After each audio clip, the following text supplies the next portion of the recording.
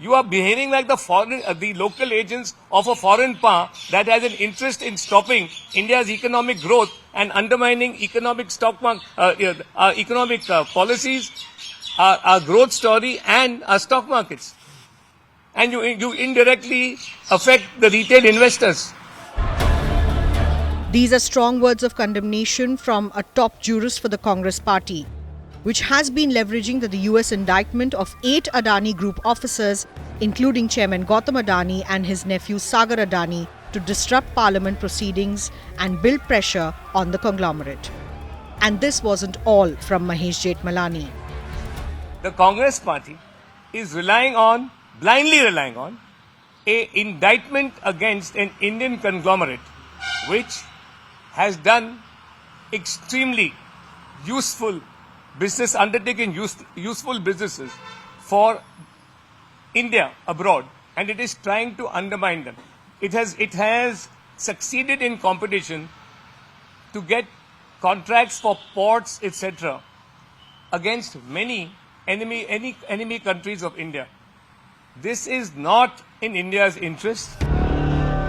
Both the Houses of Parliament were adjourned minutes after opening for business at 11 this morning, with the opposition demanding a discussion on the Adani issue. You think Adani is going to accept the charges? Which world are you living in, brother? Obviously, he's going to deny the charges. The point is he has to be arrested.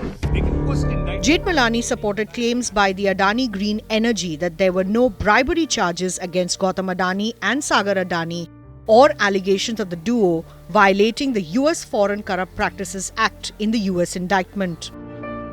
Even the indictment of the US court does not talk about any bribery in India. It does not.